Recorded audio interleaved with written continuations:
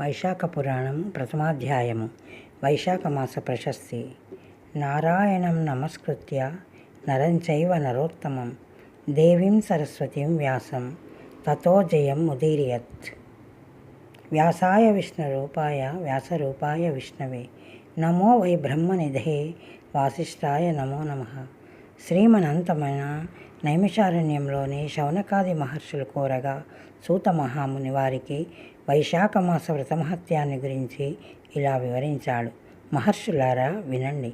పూర్వము రాజర్షి అయిన అంబరీషుడు నారద మహర్షిని చూసి, మునీంద్ర, అన్ని మాసాలలోనూ వైశాఖ మాసం శ్రేష్టమైనది, అది శ్రీ మహావిష్ణువునకు ప్రీతిపాత్రమైనది అన్నారు కదా.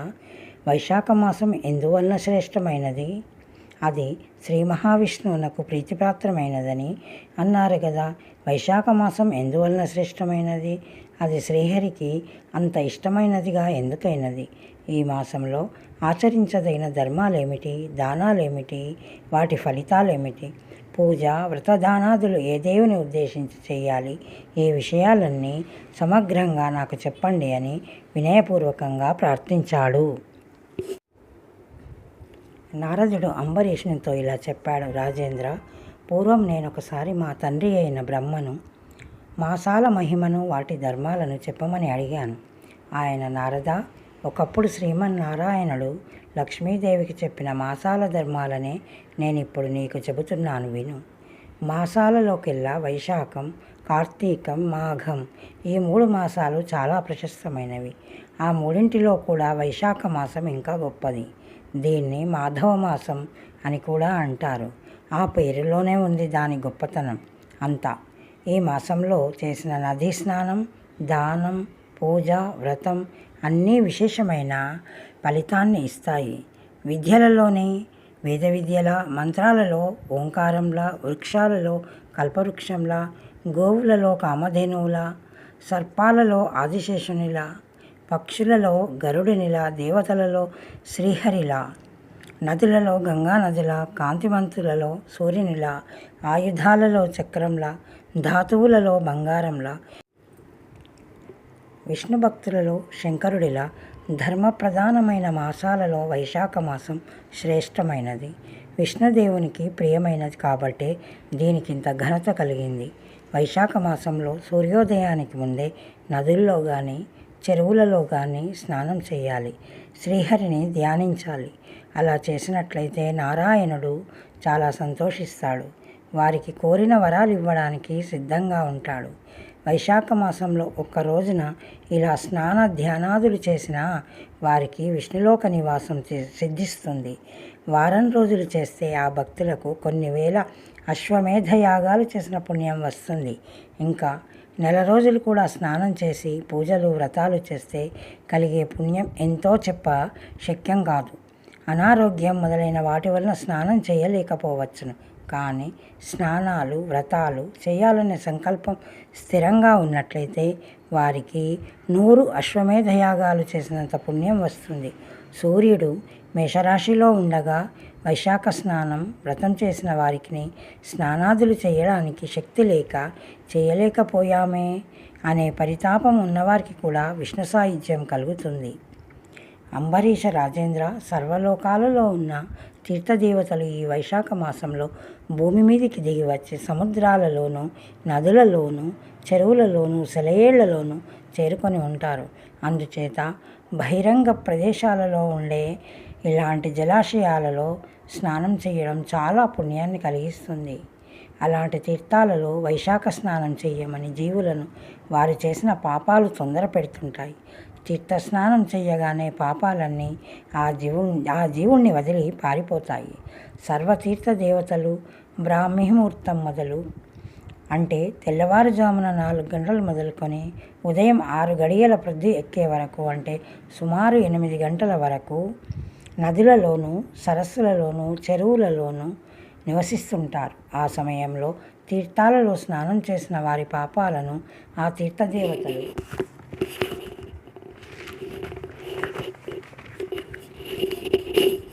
పోగొట్టి వారిని పవిత్రులను చేస్తారు. శ్రీహరి ఆజ్ఞ చేత తీర్థదేవతలు ప్రతిరోజు అలా తీర్థాలలో స్నానమాడిన వారి పాపాలను నశింపజేస్తూ తిరిగి తమ తమ స్థానాలకు వెళ్ళిపోతుంటారు. అంటే వేకువనే 4 గంటల నుండి సూర్యోదయమైన తర్వాత 8 గంటలు అయ్యే వరకు చేసిన స్నానాదులే జీవులకు పుణ్యఫలాన్ని ఇస్తాయి అని గ్రహించాలి. ఇది స్కాంద పురాణం వైష్ణవ ఖండంలోని వైశాఖ పురాణంలో ప్రథమాధ్యాయము.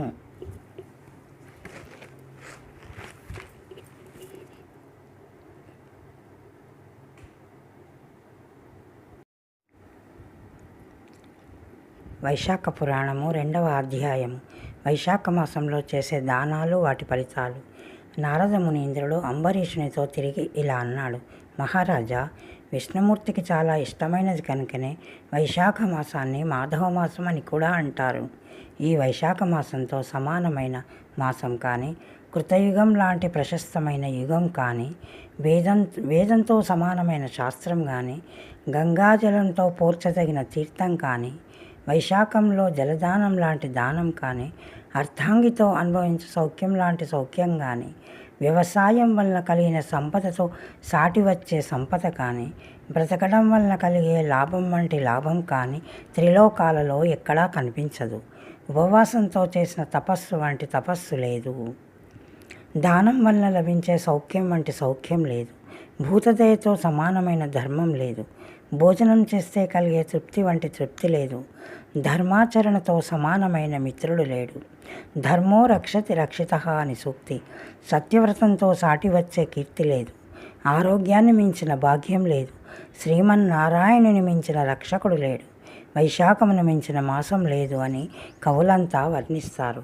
వైశాఖ మాసం శ్రీనాథునికి చాలా ప్రియమైన మాసం కాబట్టి అతనికి ప్రీతి కలిగేటట్లు పూజలు, వ్రతాలు చేయాలి. అలా చేయకుండా వృధాగా గడిపిన వాడు అధర్మపరుడు కావడమే కాదు, పశుపక్ష్యాది అనేక నీచ జన్మలు ఎత్తుతాడు. వైశాఖ వ్రతం చేయకుండా ఎన్ని యజ్ఞయాగాలు చేసినా, ఎన్ని నూతులు, చెరువులు తవ్వించినా అవన్నీ నిష్ఫలములే అవుతాయి.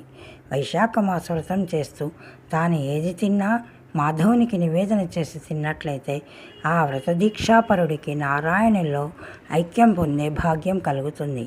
అధికంగా ధన వ్యయం చేసే ధర్మకార్యాలు ఎన్నో ఉన్నాయి. ఉపవాసాలతో శరీరాన్ని శ్రమపెట్టే వ్రతాలు కూడా ఎన్నో ఉన్నాయి.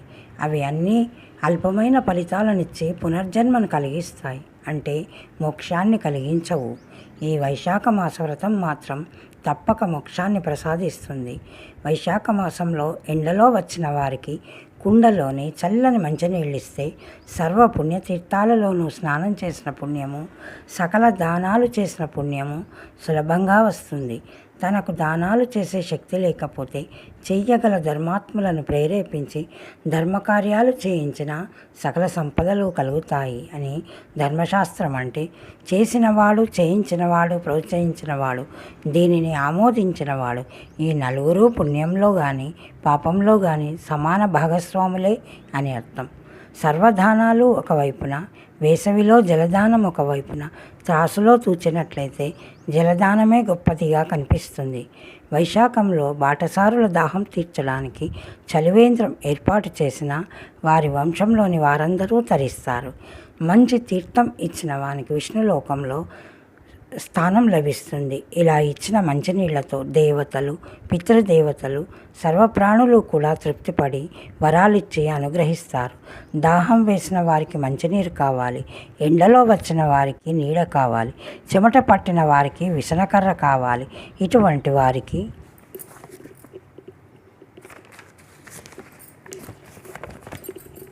గృహస్థులైన వారు జలపాత్రను, గొడుగును, విసనకర్రను దానంగా ఇచ్చి వారిని సేద తీర్చాలి. దాహం అన్న వారికి త్రాగడానికి నీళ్లు ఇవ్వని వాడు తర్వాత జన్మలో చాతక పక్షిగా జన్మిస్తాడు. దాహం అన్నవానికి చల్లని మంచినీళ్ళు ఇచ్చి ఆచరించిన వాడికి అనేక రాజసూయ యాగాల ఫలితం దక్కుతుంది. ఎండలో అలసి వచ్చిన వానికి విసనకర్రతో విసిరితే గరుత్మంతుడంతటి వాడై పుట్టి 3 కాలాలలోనూ సంచరిస్తాడు. విసనకర్ర లేకపోతే కప్పుకున్న కండువా తీసి విసిరినా ఈ ఫలం దక్కుతుంది. అడిగిన వారికి మంచినీళ్ళు ఇవ్వని వాడు వాతరోగంతో బాధపడతాడు. విసనకర్రను ఇవ్వని వాడు నరకంలో బాధలు అనుభవిస్తాడు. తిరిగి భూలోకంలో పాపాత్ముడై జన్మిస్తాడు.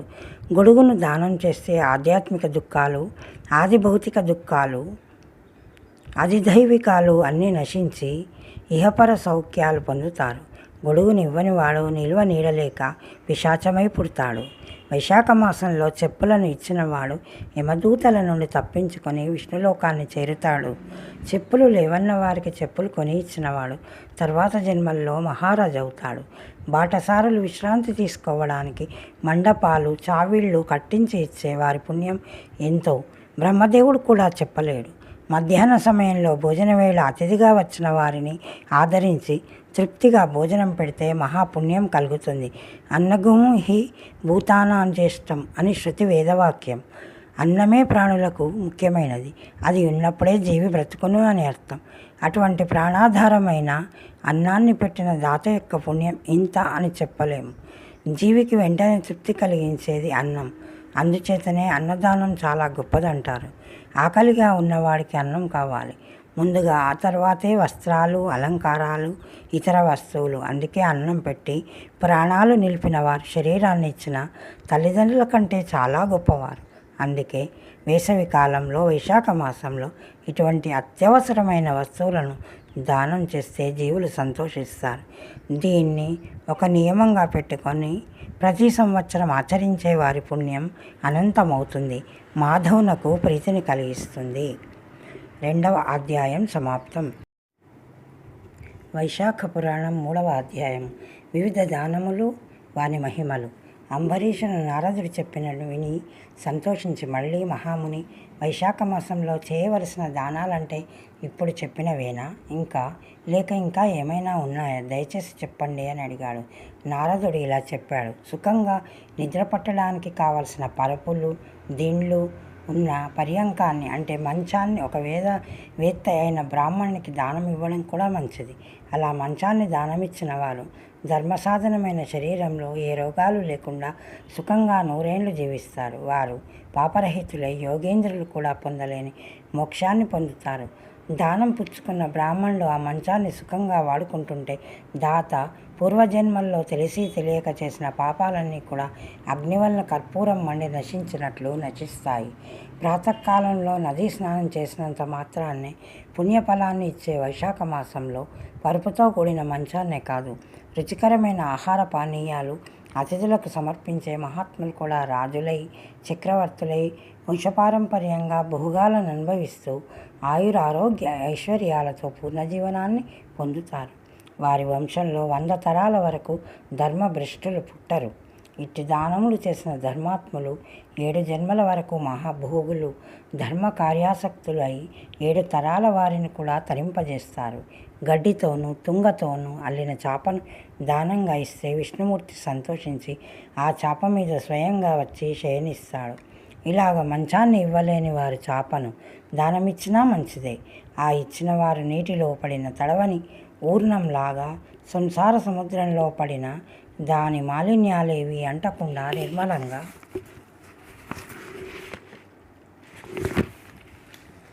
బ్రతుకుతారు.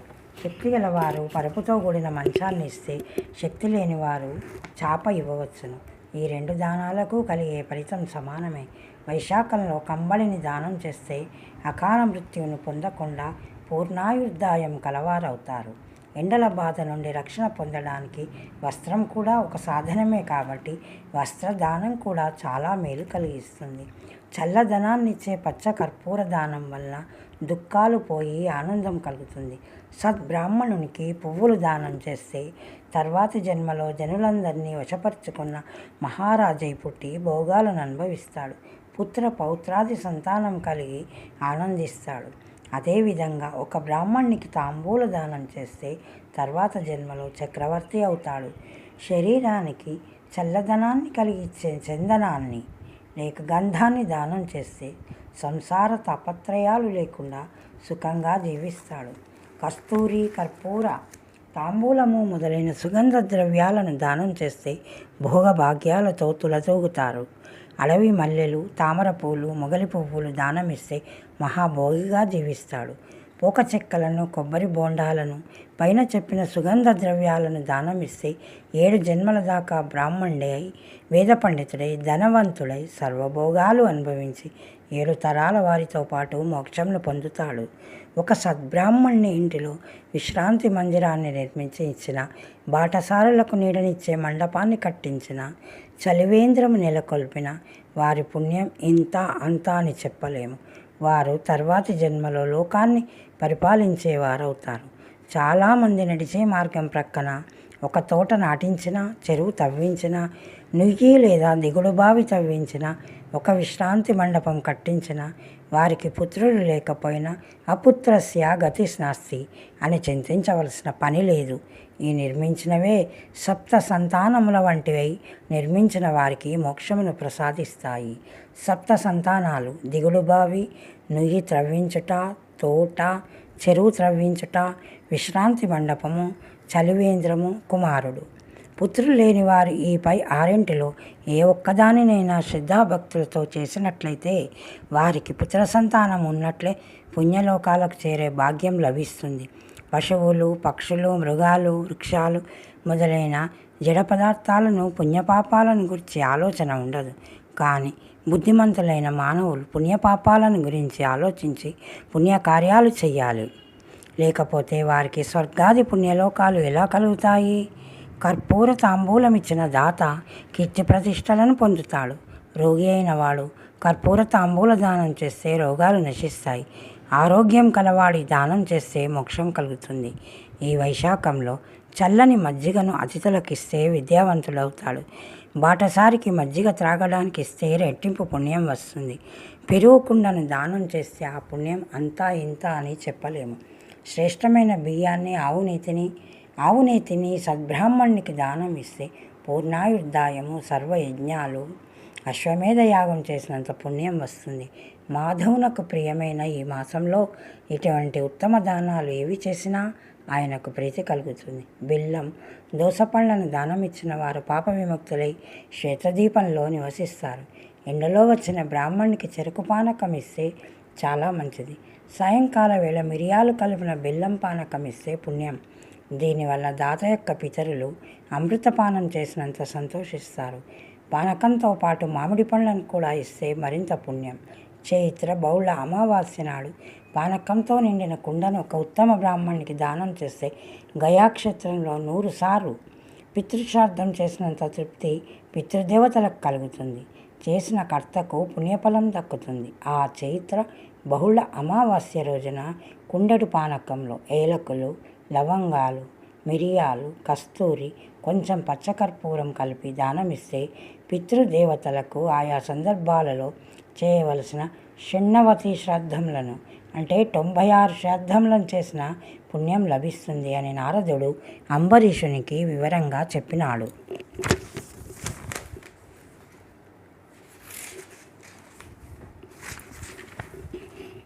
3వ అధ్యాయం సమాప్తం. వైశాఖ పురాణం 4వ అధ్యాయము. వైశాఖ మాస ధర్మములు. అంబరీషుడు నారద మహాముని చూసి, మునీంద్ర, వైశాఖ మాసంలో ఆచరించదగిన ధర్మాలేవి, ఆచరించకూడని ధర్మాలేవి అన్నీ నాకు వివరంగా చెప్పండి అని అడిగాడు. నారద ముని, రాజా, నీకు ధర్మాలు తెలుసుకోవడంలోనూ ఆచరించడంలోనూ ఉన్న ఆసక్తిని చూస్తుంటే చాలా సంతోషంగా ఉంది. చెబుతాను విను. ఈ వైశాఖ వ్రతం చేసేవారు నూనెతో తలంటి నీళ్లు పోసుకోకూడదు. తైలాభ్యంగనం పనికిరాదన్నమాట. పగటి వేళ నిద్రపోకూడదు. కంచు, వెండి మొదలైన కంచాలలో భోజనం చేయకూడదు. అరటి ఆకు, తామరాకు మున్నగు ఆకులలో భోజనం చేయడం శాస్త్ర సమ్మతమైన పని. మంచం మీద పడుకోకూడదు. ఇంటిలో నీళ్లతో కానీ నూతి నీళ్లతో కానీ స్నానం చేయడం కూడా పనికిరాదు. నదులలోనూ చెరువులలోనూ స్నానం చేయాలి. శాస్త్రంలో నిషేధించబడిన పదార్థాలు తినకూడదు. ఉదాహరణకు నకళంజం భక్షయేతని శాస్త్ర నియమం, అంటే నీరుల్లిపాయను తినకూడదు అని అర్థం. ఇలాంటి నిషిద్ధ వస్తువులు కొన్ని ఉన్నాయి. వ్రతం చేసేవారు ఇలాంటి వాటిని తినరాదు. పగటిపూట మాత్రమే భుజించాలి. రాత్రి భోజనం పనికిరాదు. ఏ ఫలాహారమో తీసుకోవాలి. వైశాఖ మాసంలో తామరాకులో భోజనం చేసిన వాడు విష్ణులోకానికి చేరుతాడు.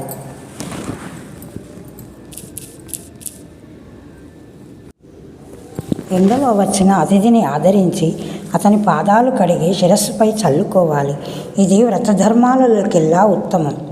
ఇలా ఎండలో వచ్చిన బ్రాహ్మణ్ణి లోనికి పిలిచి పీట మీద కూర్చోబెట్టి అభ్యాగతః స్వయం విష్ణు అని భావించి అతని పాదాలు కడిగి శిరస్సు మీద చల్లుకుంటే ఆ చల్లుకున్న నీరు గంగాజల స్నానం కంటే పరమ పవిత్రమై సర్వ పాపాలను హరిస్తుంది. ఆ పైన అతిథికి సంతృప్తికరంగా భోజనం పెట్టాలి. దీనిని మించిన మాధవ పూజ మరి ఒకటి లేదు. మాధవునికి ఇష్టమైన వైశాఖ మాసంలో శక్తి ఉండి కూడా నదులలోనూ చెరువులలోనూ స్నానం చేయకుండా నూతినీళ్ళ స్నానం చేసేవారు, ఆకులలో కాకుండా కంచాలలో భుజించేవారు, విష్ణు పూజలు అతిథి సత్కారాలు చేయని వారు తర్వాత జన్మలో గాడిదగాను ఆపై జన్మలో కంచర గాడిదగాను పుడతారు. వైశాఖ మాస వ్రతం చేయని వారికి అధమమైన జన్మలు కలుగుతాయి. వైశాఖ మాసంలో నదీ తటాకాలలో స్నానం చేయని వారు 100 జన్మలలో శునకంగా పుడతారు. నదులు, సెలయేళ్ళు, చెరువులు అందుబాటులో లేని గ్రామాలు కొన్ని ఉంటాయి. అక్కడి వారు నూతినీళ్ళ స్నానం చేయక తప్పదు. అలాంటి వారిని ఆ భగవానుడే క్షమించి ఉద్ధరిస్తాడు. వైశాఖ మాసంలో ఏ స్నానము చేయని వాడు పిశాచ జన్మ ఎత్తుతాడు. ఈ మాసంలో పిసినారితనం మాని అతిథులకు చేతనైనంత సేవ చేసిన వానికి సర్వసౌఖ్యాలు కలుగుతాయి, పాపాలు నశిస్తాయి. శ్రీహరిని ధ్యానిస్తూ ఈ మాసం అంతా నదీ స్నానాలు చేసిన వారికి వెనుకటి 3 జన్మల పాపాలు కూడా నశిస్తాయి. సముద్ర స్నానం చేస్తే 7 జన్మల పాపాలు నశిస్తాయి. గంగా, యమున, సరస్వతి, నర్మద, గోదావరి, కృష్ణ, కావేరి ఈ 7ంటిని సప్తగంగలు అంటారు. వైశాఖంలో ఈ సప్తగంగల్లో స్నానం చేసిన వారికి 1,000,000 జన్మల్లో చేసిన పాపాలు కూడా నశిస్తాయి. గోష్పాదమంత జలాశయంలో కూడా ఈ మాసంలో గంగా మొదలైన సరస్వతి తీర్థాలు ఉంటాయి. కాబట్టి బహిరంగంగా ఉండే జలాశయాలలో చేసే స్నానం ప్రశస్తమైనది.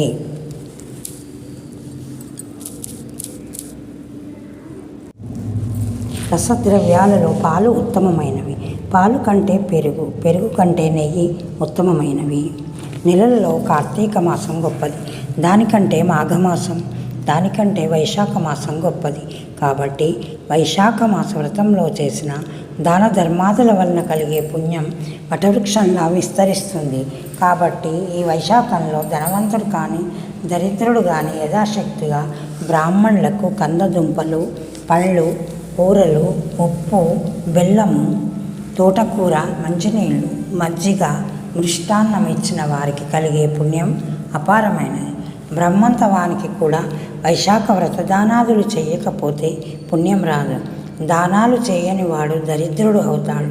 దరిద్రుడైన వాడు ఒకరికి పెట్టలేడు. పెట్టలేని వాడికి మళ్ళీ ఏదీ పుట్టదు. ఇంకా అలా దరిద్రుడుగా ఎన్ని జన్మలెత్తుతాడో చెప్పలేము. ఒక స్త్రీ అందుగత్తె అయినా, గుణవంతురాలైన, సౌభాగ్యవతి అయిన, సంతానవతి అయిన వైశాఖ వ్రతం చేయకపోతే ఆమె భగవంతుని దృష్టిలో వ్యర్థజీవియే అవుతుంది. అలాగే పురుషుడు కూడా దయాగుణం లేకపోతే ఎన్ని ధర్మాలు చేసినా వ్యర్థమే. కూరలు, పప్పులు, పులుసులు ఎంత బాగా వండినా అందులో ఉప్పు లేకపోతే అవి అన్నీ వ్యర్థమే కదా. అలాగే సంవత్సరం అంతా ఎన్ని వ్రతాలు చేసినా ఈ వైశాఖ మాస వ్రతం చెయ్యకపోతే అవేవీ రాణించవు. కాబట్టి వివేకవంతుడై ప్రతి మానవుడు వైశాఖ మాస వ్రత మహత్యాన్ని తెలుసుకొని ఆచరించే ధన్యుడు కావాలి. అపురూపంగా లభించిన మానవ జన్మను సార్థకం చేసుకోవాలి. ఇతర మాసాలలో చేసే యజ్ఞాలు, యాగాలు, దానాలు, వ్రతాలు, హోమాలు మొదలైన వాటికంటే వైశాఖ మాసంలో చేసిన వాటికి చాలా ఎక్కువ ఫలితం ఉంటుంది. ఐశ్వర్య మదంతో ఉన్న మహారాజైన, కాముకుడైన, వ్యసనపరుడైన ఎవరైనా సరే వైశాఖ మాస వ్రతం చేస్తే, స్నానం చేస్తే అన్ని పాపాలు నశించి వైకుంఠానికి చేరుతారు అనడంలో సందేహం లేదు. వైశాఖ మాసంలో ప్రొద్దుట స్నానం చేసేటప్పుడు ఈ క్రింది మంత్రాలు చెప్పుకోవాలి. మధుసూదన దేవేశ వైశాఖే మేషగౌరవిం ప్రాతస్నానం కరిష్యామి నిర్విఘ్నం కురు మాధవ. వైశాఖే మేషకే భానౌ ప్రాతస్నానపరాయణ అర్ఘ్యంతేహం ప్రదస్యామి గృహాణ మధుసూదన. గంగాది పరితస్సర్వా తీర్థాని చ హ్రదాచ్చయే ప్రగృహీణీతా మయా దత్తం అర్ఘ్యం సమ్యక్ ప్రసీదత. వృషభ పాపీనాం శాస్తా ఏమత్వం సమదర్శన గృహాణర్ఘ్యం మయా దత్తం యథోక్త ఫలదో భవ అంటూ అర్ఘ్యం ఇచ్చి గట్టు మీదికి వచ్చి పొడిబట్టలు ధరించి ఆ మాసంలో దొరికే పువ్వులతో శ్రీ వైశాఖ మాధవస్వామికి పూజ చేయాలి. వైశాఖ పురాణాన్ని శ్రద్ధాభక్తులతో చదవాలి. స్వర్గలోకంలోని వారు కానీ, భూలోకంలోని వారు కానీ, పాతాళలోకంలోని వారు కానీ ఈ వైశాఖ వ్రతాన్ని శ్రద్ధగా ఆచరిస్తే వారికి మళ్ళీ మాతృగర్భవాసము, మాతృస్తన్యపానం చేసే అవసరం ఉండదు. అంటే పునర్జన్మలు ఉండవు, మోక్షం లభిస్తుంది. నిషిద్ధమైన పనులు చేసేవారు అంటే వెండి, కంచు పాత్రలలో భోజనం చేసిన వారు, స్నానదానములు చేయని వారు, మాధవుని పూజించని వారు, తినకూడని వస్తువులు తిన్నవారు నరకలోకానికి పోతారు. బ్రహ్మహత్యా పాతకానికైనా ప్రాయశ్చిత్తం ఉంటుంది, కానీ ఈ నిషిద్ధ కర్మలు చేస్తూ వ్రతం మానిన వారి పాపానికి ప్రాయశ్చిత్తం లేదు. ఆరోగ్యం గల శరీరం కలిగి స్వతంత్రంగా పనిచేసుకోగలిగిన వాడై ఉండి నదీ తటాకాదుల సమీపంలోనే నివసిస్తూ ఉండి వైశాఖ వ్రతం చేయనివాడు, నోరు స్వాధీనంలో ఉండి కూడా శ్రీహరి నామస్మరణ చేయనివాడు బ్రతికియున్న చచ్చిన వాని కిందనే లెక్క. అటువంటి వాడు తర్వాత వరాహ జన్మమెత్తుతాడు. అందుచేత వైశాఖ మాసంలో నదీ తటాకాదులలో ప్రొద్దుట స్నానం చేసి తులసీ దళాలతో వైశాఖ మాధవుని అష్టోత్తర శతనామావళితో కానీ, సహస్రనామావళితో కానీ పూజించి పానకాలు, పండ్లు మొదలైనవి నివేదన చేసి ఆ తర్వాత శ్రీ విష్ణు కథాశ్రవణం చేస్తూ పరమ భగవతోత్తముడైన వాడు తర్వాత జన్మలో విష్ణు భక్తుడైన మహారాజై పుట్టి తాను వ్రతాలు చేసి తరిస్తూ ప్రజలను కూడా తరింపజేస్తాడు. రాజ్ఞి ధర్మిణి ధర్మిష్ఠాః పాపి చేత్ పాపినః ప్రజాః రాజాన మనువర్తంతే యథా రాజా తథా ప్రజా అని లోకోక్తి కదా. రాజు ధర్మాత్ముడైతే ప్రజలు ధర్మాత్ములవుతారు. రాజు పాపి అయితే ప్రజలు పాపాత్ములే అవుతారు. ప్రజలు ఎప్పుడూ రాజును అనుసరిస్తారు. రాజు ఎలా ఉంటే ప్రజలు అలాగే ఉంటారు అని అర్థం. వైశాఖ పురాణం 4వ అధ్యాయం సమాప్తం.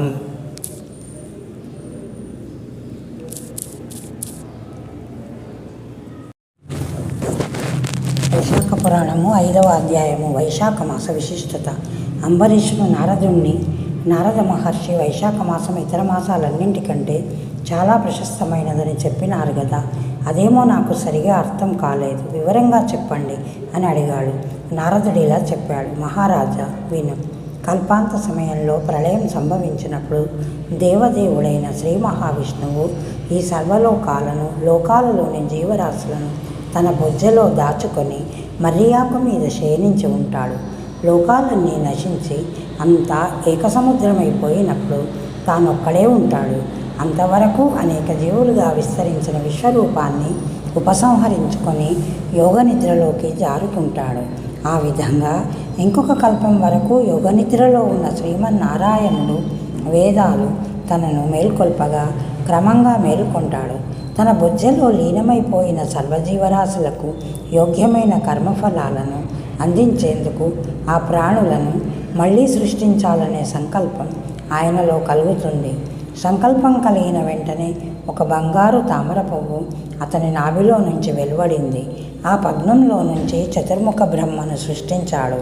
ఆ బ్రహ్మ నారాయణుని విరాట్ స్వరూపం నుంచి 14 లోకాలను సృష్టించాడు. అనేక విధాలైన కర్మలను ఆశ్రయించి ఉండే వివిధ జీవుల్ని వారి పూర్వకర్మ ఫలాలకు తగిన రూపాలతోనూ పేర్లతోనూ సృష్టించాడు. ప్రకృతిని సత్వగుణము, రజోగుణము, తమోగుణము అను త్రిగుణాలను సృష్టించాడు. దేవతలను, ఋషులను, రాజులను, ప్రజలను సృష్టించాడు. రాజులను, వర్ణాశ్రమ ధర్మాలను, మర్యాదలను ఏర్పరిచాడు. మానవులంతా ధర్మబద్ధులుగా ఉండి ప్రవర్తించేటందుకు 4 వేదాలను వారికి అందించాడు. వేద ధర్మాలు, తంత్రాలు, సంహితలు, స్మృతులు, పురాణాలు, ఇతిహాసాలు అన్నీ రచించి ప్రజలలో ప్రచారం చేయడానికి మహర్షులను సృష్టించాడు. ఆ ఋషులు తాము ఆచరించి ప్రచారం చేసిన ధర్మాలను మానవులంతా ఆచరిస్తూ శ్రీహరికి సంతోషం కలిగిస్తుండేవారు. ఒకసారి విష్ణుదేవునికి ఒక కోరిక కలిగింది. ఈ సృష్టిలోని మానవులంతా తమ తమ ధర్మాలను చక్కగా ఆచరిస్తూ ఆస్తిక్య బుద్ధితో ప్రవర్తిస్తున్నారా లేదా చూడాలని బయలుదేరాడు. మానవుల జీవనాలకు తగినట్లుగా కాల ప్రమాణాలు, క్షణాలు, ముహూర్తాలు, దినాలు, పక్షాలు, మాసాలు, ఋతువులు, సంవత్సరాలు కూడా సృష్టించడం జరిగింది. సామాన్య ప్రజల ధర్మాచరణకు అనుకూలమైన ఋతువులు ఉన్నాయి, అనుకూలం లేని ఋతువులు ఉన్నాయి. అనుకూలంగా లేని ఋతువుల్లో ప్రజలు ధర్మాలు ఎలా ఆచరిస్తారు? వర్షాకాలం వచ్చింది. వర్షాల వలన పీడింపబడిన ప్రజలు సరిగా తమ ధర్మాలను ఎలా ఆచరించగలుగుతారు? అలాంటి వారిని చూస్తే నా మనసులో అసంతృప్తి కలుగుతుంది కదా. కాబట్టి వర్షాకాలంలో ప్రజల ధర్మ కార్యాచరణాన్ని పరిశీలించకూడదు. శరత్కాలం వస్తుంది. అందరూ వ్యవసాయం పనులలో మునిగిపోయి ఉంటారు. చలి ప్రారంభం అవుతుంది. కొందరికి కళ్ళ రోగాలు వస్తాయి. ఇలాంటి సమయంలో వారి ధర్మ ప్రవృత్తిని పరిశీలించడం మంచిది కాదు. హేమంత ఋతువులో చలి ముదురుతుంది. ఉదయాన్నే లేచి సూర్యోదయానికి ముందే నదీ స్నానం చేయలేరు. అసలు తెల్లవారుజాములో లేవలేరు. చలి వలన అప్పుడు అలాంటి వారిని చూస్తే నాకు అసంతృప్తి కలుగుతుంది. ఇంకా శిశిర ఋతువు వస్తుంది. ఈ ఋతువులో కూడా చలి చాలా ఎక్కువగా ఉండి ప్రజలు తమ ధర్మాలు సరిగా నడపడానికి బద్దకిస్తారు. ఆహార పదార్థాలు కూడా సులభంగా దొరికే వాటి కోసమే ప్రయత్నిస్తారు. చలికి భయపడి స్నానమే చేయని వారు వ్రతాలు, పూజలు ఎలా చేయగలుగుతారు? ఇలా చూస్తే వర్షాకాలం నుంచి చలికాలం దాకా ప్రజలు ప్రకృతికి లొంగిపోయి ధర్మాచరణం చేయాలనుకున్నా చేయలేరు. ఇలాంటి సమయంలో వారిని పరిశీలించడానికి వెళ్ళి నేను చిరాకు పడి వారిని బాధ పెట్టడం నాకు సమంజసంగా కనిపించడం లేదు. ఇంకా వసంత ఋతువు వస్తుంది. అది అనేక యజ్ఞయాగాలకు, ధర్మానుష్ఠానాలకు, స్నానాది కృత్యాలకు అనుకూలమైన కాలం. అనేక ఆహార పదార్థాలు, పళ్ళు, కాయగూరలు అన్నీ చక్కగా దొరికే కాలం ఇది. ఒకరికింత పెట్టి తానెంత అనుభవించడానికి కూడా అనుకూలమైన కాలం. అతిథులను, అభ్యాగతులను ఆదరించి భగవంతుని ప్రీతిగా వారిని సేవించడానికి అన్ని సౌకర్యాలు ఉండే కాలం. ధర్మాత్ములైన వారు ఈ కాలాన్ని వృధా చేసుకోక ధర్మకార్యాలు, పరోపకారాలు చేసి ఆనందిస్తారు. ధర్మనిష్ఠులైన వారు కొందరు ఏ కాలంలోనైనా ధర్మకార్యాలు ఆచరిస్తారు. అది వేరే విషయం. సాధారణ మానవులు కూడా జలదానం, ఆహార దానం మొదలైనవి చేయడానికి ఎక్కువ కష్టపడనక్కరలేని ఋతువిది. ఎండలో నడిచి వచ్చిన వానికి కొంచెం మంచినీళ్ళిచ్చి భోజనం పెట్టి వసారాలో విశ్రాంతి తీసుకోవడానికి చోటు చూపించవచ్చును. ఆకులు, కూరలు, పళ్ళు, నీరు, పువ్వులు, మంచి గంధం, తాంబూలం, చల్లని పానీయములు ఇచ్చి సత్కరించవచ్చును. ఇన్నిటికీ అనుకూలమైనది వసంత ఋతువే. ఇలాంటి సమయంలో నేను భూలోక సంచారం చేసి ప్రజల ధర్మబుద్ధిని, సత్కర్మానుష్ఠానాలను పరిశీలించవచ్చును అని మాధవుడు ఆలోచించి లక్ష్మీదేవితో పాటు భూలోక సంచారానికి బయలుదేరాడు. పూలతోనూ, పండ్లతోనూ కన్నుల పండుగ చేసే తోటలను, అడవులను, పర్వతాలు, లతలు, చుట్టుకున్న వృక్షాలను, నిర్మలమైన నీటితో నిండి ఉన్న జలాశయాలను, నదులను, ఆనందం వలన వికసించిన ముఖం గల ప్రజలను, ఫల పుష్ప వృక్షాలతో నిండుగా కనిపిస్తున్న మునుల ఆశ్రమ వాటికలను, వారి ధర్మ కర్మానుష్ఠానములను, నగరాలలోనూ గ్రామాలలోనూ ముగ్గులతోనూ అలంకారాలతో కూడిన ఇండ్లు, వాకిళ్లను, ఫల పుష్పాలతోనూ మన భోజనాల సందడులతోనూ నిండిన తోటలను, ఎన్నింటినో లక్ష్మీనారాయణులు చూసి ఆనందిస్తూ ముందుకు సాగారు. అతిథుల్ని ఆదరంగా చూసి గౌరవించే పుణ్యాత్ముల్ని చూశారు. తామే అతిథులుగా వచ్చి ఆ గృహస్థుల సత్కారాలు సేవలు అందుకున్నారు. వారు అడగకుండానే వారు చేసే పూల పూజకు, వారి భక్తి తత్పరతకు సంతోషించి ఇహలోకంలో భోగభాగ్యాలు, పరంలో మోక్ష సంపదలు ఇచ్చి అనుగ్రహించారు. కొందరు దురాచారులు, వ్యసనపరులు అయినప్పటికీ వైశాఖ మాస ధర్మాలు కొన్నింటినైనా ఆచరించిన వారి పాపాలు హరింపజేస్తూ వారు చేసిన పుణ్యకార్యాలకు పుణ్యఫలాలను, భోగభాగ్యాలను ప్రసాదించారు. బొత్తిగా ఆస్తిక్య బుద్ధి లేకుండా ఏ ధర్మకార్యాలు చేయకుండా తమ పొట్టను మాత్రమే నింపుకొను దురాచారులను తగిన విధంగా శిక్షిస్తూ వచ్చారు. కాబట్టి మహారాజా, మనం ఎలాంటి వాళ్ళమైనా మనకు శక్తి ఎంత తక్కువగా ఉన్నా సరే మనకు శక్తి ఉన్నంతలోనే వైశాఖ మాధవునికి ప్రీతిగా దాన ధర్మాలు ఆచరించాలి. మన మనస్సులు చంచలమైనవి. వానిని అదుపులో పెట్టుకొని యథాశక్తిగా దాన ధర్మాలు చేసి శ్రీమన్నారాయణుని అనుగ్రహం పొందడానికి ప్రతి మానవుడు ప్రయత్నించాలి. ఈ విధంగా శ్రీహరి, సిద్ధ, సాధ్య, గరుడ, గంధర్వ, చారణాది దేవతలతో కూడి లోక సంచారం చేస్తూ ధర్మాచరణం చేసేవారికి తగిన వరాలను అనుగ్రహిస్తూ, చేయని వారిని శిక్షిస్తూ చైత్ర, వైశాఖ, జ్యేష్ఠ మాసాలలో సంచరిస్తారు. వైశాఖ మాసంలో మదమత్తులై తమ ధర్మాలను, వైశాఖ మాస ధర్మాలను విడిచి ఉండేవారిని రోగాలు, దుఃఖాలు కలిగించి శిక్షిస్తాడు. ధర్మాచరణ చేసేవారిని వరాలిచ్చి రక్షిస్తాడు. వైశాఖ మాసంలో విష్ణుమూర్తినే కాదు, మానవులు తమకిష్టుడైన ఏ దేవుని పూజించినా, ఏ దేవుని ఉద్దేశించి పూజ, దాన ధర్మ కార్యాలు చేసినా మాధవుడు సంతోషిస్తాడు. ఎందుచేతనంటే ఆకాశపతి తంతోయం ధాగచ్చతి సాగరం సర్వదేవా నమస్కారం కేశవం ప్రతిగచ్చతి అనే పురాణ సూక్తిని అనుసరించి ఏ దేవునికి చేసిన పూజలైనా ఆ కేశవునికే చెందుతాయి. ఎలాగంటే ఆకాశం నుండి కురిసిన వాన, నీరు నదుల ద్వారా సముద్రానికి చేరినట్లు ఒక మహారాజు పరివారంతో ప్రజల కష్టసుఖాలు తెలుసుకోవడానికి రాజ్యంలో సంచారం చేస్తున్నాడు. వెళ్ళిన చోటల్లా ప్రజలు ఆయనకు నీరాజనాలు పడుతూ పూజిస్తున్నారు. రాజు ఆ ప్రజలకు తన మీద ఉన్న భక్తి గౌరవాలకు సంతోషించి పన్నులు తగ్గించడం, వ్యవసాయాలకు చెరువులు తవ్వించడం చేస్తాడు కదా. మరొక చోటున్న ప్రజలు రాజును పరిపాలన బాగాలేదని, దుర్మార్గుడని దూషిస్తాడు. అప్పుడు ఆ రాజు ఆ దూషించిన వారిని దండిస్తాడు కదా. అలాగే సంచారానికి వచ్చిన శ్రీమన్నారాయణని ఎవరైతే భక్తి ప్రపత్తులతో పూజించి గౌరవిస్తారో వారిని సకల భోగభాగ్యాలిచ్చి అనుగ్రహిస్తాడు. దీనికి విరుద్ధంగా ప్రవర్తించే వారిని ఆయన ఏదో రూపంగా శిక్షిస్తాడు. ఆయన వెంట వచ్చిన పరివార దేవతలు కూడా నాస్తికులను శిక్షిస్తారు.